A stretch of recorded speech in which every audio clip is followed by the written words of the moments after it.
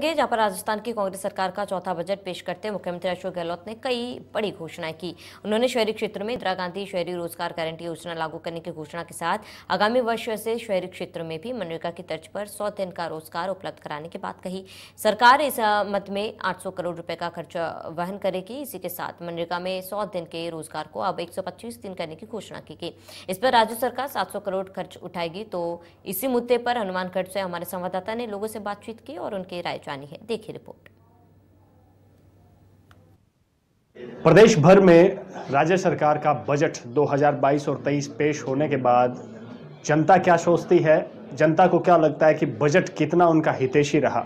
Budget में कुछ अहम घोषणाएं हुई है, जिसमें अगर चिरंजीवी योजना की बात करें तो 5 लाख से बढ़ाकर 10 लाख किया गया है। उसके अलावा बहुत सारी चीज़ें हैं जो बढ़ाई गई है। महिलाओं को स्मार्टफोन की तोहफा दिया गया है और उसके अलावा अगर हम बात करें तो बिजली के बिलों पर भी 50 यूनिट तक की छूट दी गई है और 50 यूनिट 150 यूनिट से ऊपर जलाने पर 3 रुपये का अनुदान और 300 के लगभग चलने पर 2 रुपये अनुदान है। मैं आपसे जानना चाहूँगा, अभी एक बजट पेश हुआ है, बड़ी उम्मीदें थी, एक अलग से कृषि बजट भी पेश हुआ, अब की बार अलग से पहली बार राजस्थान में हुआ है। ओवरऑल अगर बजट की बात करें तो कितना आपको लगता है भी जनहितैषी बजट रहा है? अगर बजट को एक संपूर्ण समग्र नज़रिए से देखा जाए तो ये बजट मिला जुला बजट है और काफ़ी हद तक कुछ अच्छा भी बजट को बताया जा सकता है। जैसे चिरंजीवी योजना में 5 लाख से 10 लाख किया गया है, ये एक बहुत अच्छी बात है, लेकिन इसको ज़्यादा सुलभ कराया जाना चाहिए। जो भी बीमार है उसका इलाज हो, सिर्फ ये नहीं कि कुछ पहले रजिस्टर्ड हो कोई और हो, जो भी बीमार है उसका बिल्कुल निःशुल्क रूप से इलाज हो, ये अच्छा है।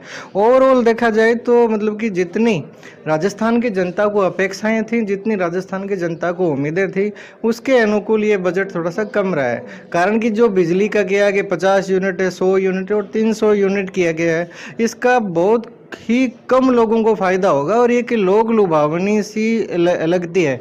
या तो ये किया जाना चाहिए था कि जितनी भी यूनिट जलेगी उसमें से 300 यूनिट फ्री है। ये नहीं होना चाहिए कि 50 यूनिट जलेगी तब तक ही है, तो अगला क्या 50 यूनिट के बाद में लाइट बंद कर देगा, या फिर बहुत कम लोगों को इसका फ़ायदा मिलेगा। आजकल बिना पंखे के कूलर के बिल्कुल काम ही नहीं चल रहा है, और यदि पंखा कूलर चल रहा है तो 300 यूनिट से अबव जानी है तो राजस्थान सरकार को कुछ देना नहीं पड़ेगा। एक लोग लुभावनी सी लगती है जो ये धरातल पर एक नहीं उतर पाएगी। अधिवक्ताओं की बात करें तो अधिवक्ताओं के लिए इस पूरे बजट में कुछ भी नहीं है। अधिवक्ता कल्याण बोर्ड बनाया जाना चाहिए था, अधिवक्ता कल्याण कोष स्थापित करना चाहिए था। अधिवक्ता इतनी मेहनत करते हैं और इतना सब कुछ होता है, लेकिन अधिवक्ताओं की यदि कोई समस्या हो जाए तो ऐसी राजस्थान सरकार की कोई भी योजना नहीं है कि उनको कुछ भी हो।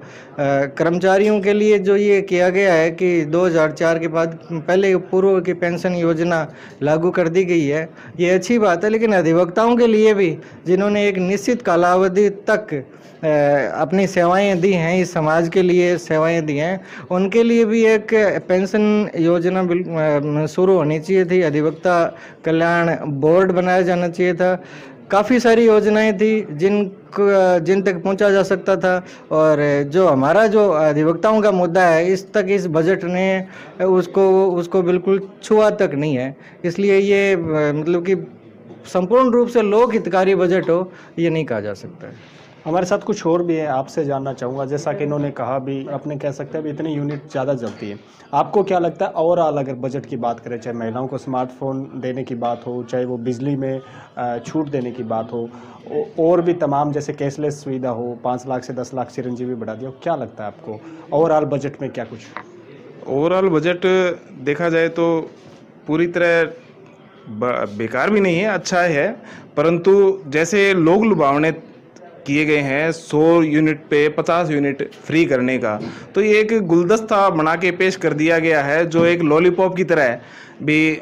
उसको 300 यूनिट के ऊपर 2 रुपये, 300 यूनिट तक आपको 2 रुपये छूट मिलेगी, उसके बाद नहीं मिलेगी। और नॉर्मल घरों में 100 यूनिट बिल किसी के भी नहीं आता।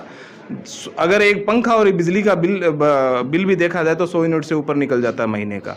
और दूसरी बात, सरकार जो कृषि ऋणों को माफ़ करने की बात कर रही थी उसको भी इस बजट के अंदर नहीं किया गया, ना ही कृषि ऋणों को माफ़ किया गया और ना ही उनके ऊपर कोई विचार किया गया। और दूसरी बात, ये जो हॉस्पिटल खोलने हैं इन्होंने पूरे राजस्थान के अंदर काफ़ी जगह हॉस्पिटल खोलने हैं, तो वो केंद्र सरकार की पॉलिसी है जो पूर्व से चली आ रही है, उन्हीं को ये नए तरीके से इसको जामा पहनाकर पेश कर दिया गया है। और जो महिलाओं को स्मार्टफोन देने की बात है, तो ये हर घर के अंदर अपनी एक चुनावी रणनीति के तहत ये इसको पेश किया गया है भी हर महिला को हम मोबाइल देंगे, उस मोबाइल के अंदर हमारी योजनाएं उनको पहुंचेंगी। तो इस वजह से ये बिल इतना अच्छा भी नहीं है और इतना बुरा भी नहीं कह सकते, क्योंकि कर्मचारियों की जो पेंशन थी वो बहाल की गई, इन्होंने, अच्छी बात है। और आप क्या कहेंगे इस बिल को लेकर? बिल में क्या अच्छा लगा आपको? बिल में अच्छा नहीं, पर बहुत से किसान जो इंतज़ार कर रहे थे कर्ज माफ़ी का, एक अच्छी न्यूज़ का, ऐसा बिल में कुछ नहीं हुआ। किसान इस कर्ज माफ़ी से बहुत नर्वस है। किसानों को कोई भी किसी भी प्रकार का कोई फ़ायदा नहीं हुआ। आप क्या कहेंगे अभी जिस प्रकार से बजट रहा वो कैसा रहा आपके हिसाब से? बाकी तो मेरे साथियों ने बोल दिया है, मैं तो इस पर एक ही बात बोलना चाहूँगा कि जो बिजली के बिल में जो राय दी गई है उसमें जो स्थायी सेवा शुल्क लगता है, इससे अच्छा तो वो हटा दिया जाता है। फालतू का खर्चा है वो जो बगैर मतलब के जोड़ा जाता है, ये कम से कम 250-300 रुपये स्थायी सेवा शुल्क लगा दिया जाता है। किस बात का लगाया जाता है? इससे अच्छा ये बंद कर दिया जाता है तो सबको राहत मिलती है। ये वो तमाम लोग थे जिनसे हमने जानने का प्रयास किया। सब ने कहा थे बजट में जो है कहीं ना कहीं लोक लुभावने जो है वादे ज़्यादा किए गए हैं, चुनाव को मद्देनज़र रखते हुए जो वादे जो है वो ज़्यादा किए गए हैं। फिलहाल जिस प्रकार से इन्होंने कहा कि बिजली बिलों में राहत की बात हो, तो वो भी शायद बहुत कम है, क्योंकि जितनी यूनिटों का इन्होंने दावा किया है वो यूनिटें कहीं ना कहीं उतनी उससे ज़्यादा जो है वो आम आदमी उपभोग करता है।